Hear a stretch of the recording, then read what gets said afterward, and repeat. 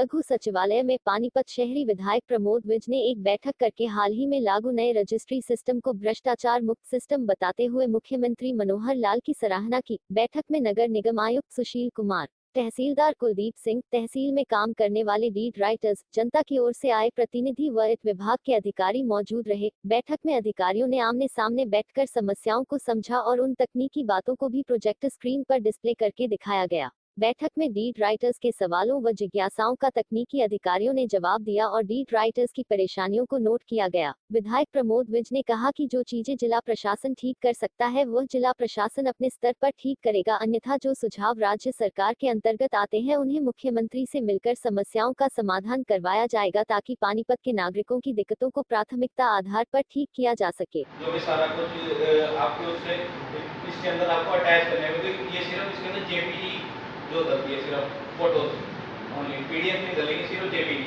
Only. उनकी constituency सर्वे से आज तक भी बाहर प्रॉपर्टीज है जिन पर नगर निगम द्वारा सर्वे, मेंटेनेंस कवर्ड या सर्विसेज प्रोवाइड नहीं की जाती, जिनकी लाइट्स जो मेंटेनेंस फैसिलिटी है कंपनीज देती है, गुड्डा देता है, जहाँ पे अंसल कमेटी का कोई अभी तक अस्तित्व इस तरह से नहीं है कि वो सर्विस प्रोवाइड करे। जैसे अंसल्स है, पीडीआई है, ग्रांट एस्टेट, इंपीरियम रियलिटीज, जो भी लाइसेंस कॉलेज जो नहीं आई है, जो अभी इस दायरे से बाहर है, और जो सेल्फ मेंटेन कॉलोनीज है, उनका कोई चार्ज वो लोग कमेटी में डिपॉजिट नहीं कराते हैं, वो सेल्फ सर्विसेज देते हैं और पब्लिक के साथ अपना मेंटेनेंस चार्जेस भी चार्ज करते हैं। जैसे यहाँ पे आ जाएगा, यहाँ पे लिखा आ जाएगा total use already paid in rupees कितना पे 3044। उसके बाद यहाँ पे रिमार्क्स में आपने डाला है जो भी आपका क्लेम है, जो भी आपका क्लेम है, इसमें नाम गलत था तो नाम ठीक कराने के लिए आप यहाँ पे रिमार्क डाल सकते हैं। उसके बाद ये सबमिट कर दोगे। ये सबमिट करने के बाद जो प्रॉपर्टी में डील करते हैं उनकी सुविधा की है, जनता की सुविधा की है, लेकिन तीन प्रॉब्लम है।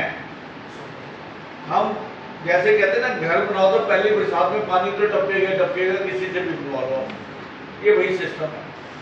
आपकी प्रॉब्लम जो आपने नोट करवाई है जेन्युइन है, कुछ के निदान तो हम लोकल लेवल पे करेंगे निगम के साथ मिलके, और कुछ इश्यू जो है वो सरकार द्वारा उनका हल निकाला जाएगा।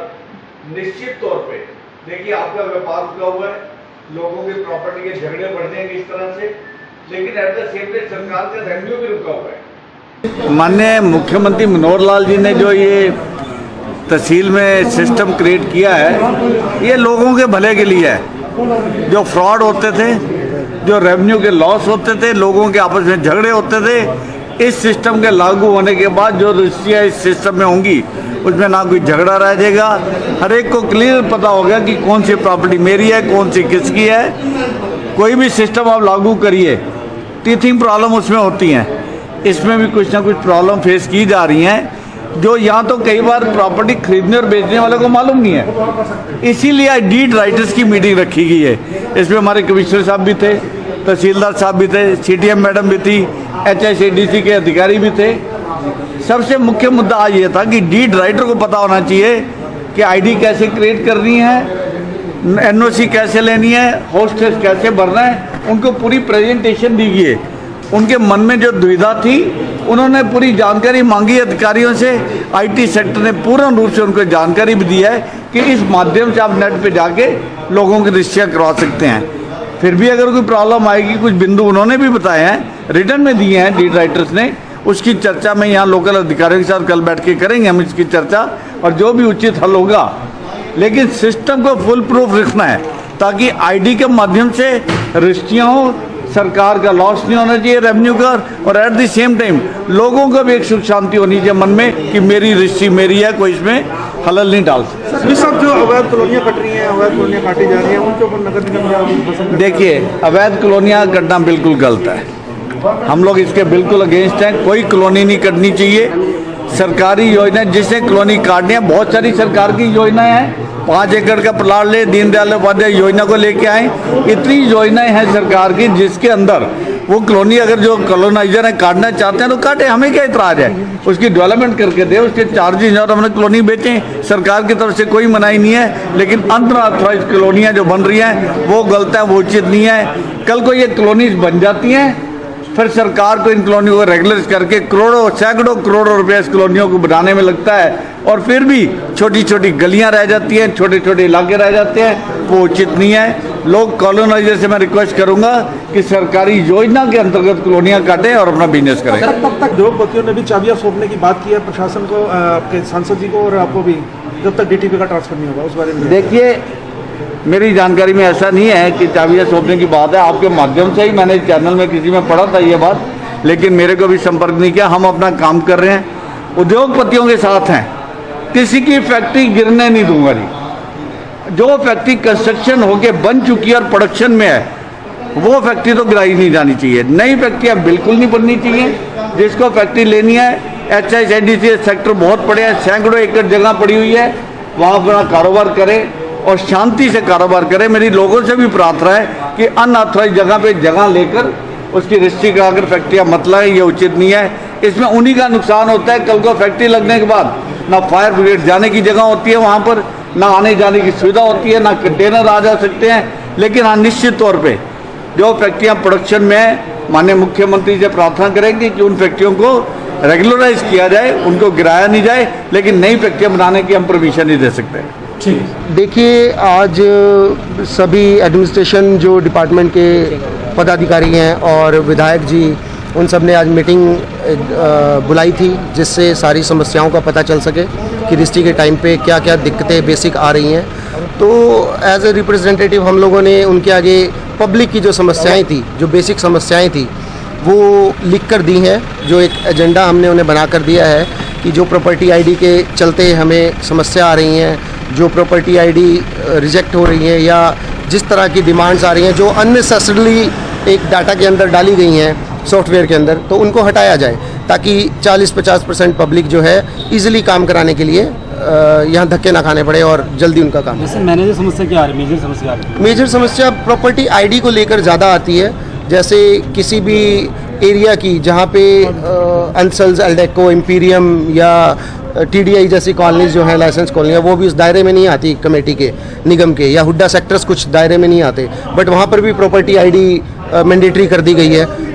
कन्वेंस डीड है, फर्स्ट डॉक्यूमेंट जो होता है प्रॉपर्टी का, उसके ऊपर प्रॉपर्टी आईडी मैंडेटरी कर दी गई है, जबकि वहाँ पे कोई औचित्य नहीं है इस प्रॉपर्टी आईडी का। सो ऐसी कुछ और भी समस्याएं थी जो प्रॉपर्टी आईडी से रिलेटेड है। मेरे हिसाब से अगर लोकल लेवल तक ये समस्याएं ठीक कर दी जाएँ, ट्रांसफ़र केसेस जो प्रॉपर्टी के होते हैं उनको ठीक कर दिया जाए या थोड़ा सा इग्नोर कर दिया जाए, तो मेरे हिसाब से 60-70% लोगों का काम सुचारू रूप से चल सकेगा।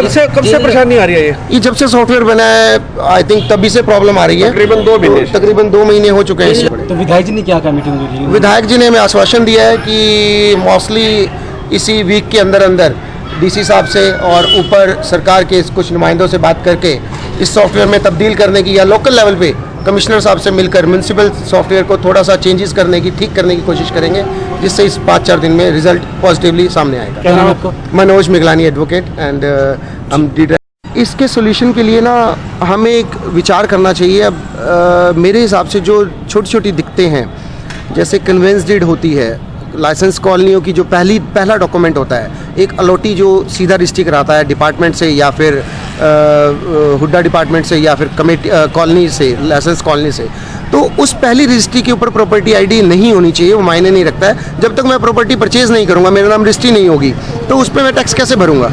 नक्शा भी पास कराना है, सब कुछ कराना है, रजिस्ट्री होगी तो मैं सब कुछ कराऊंगा ना।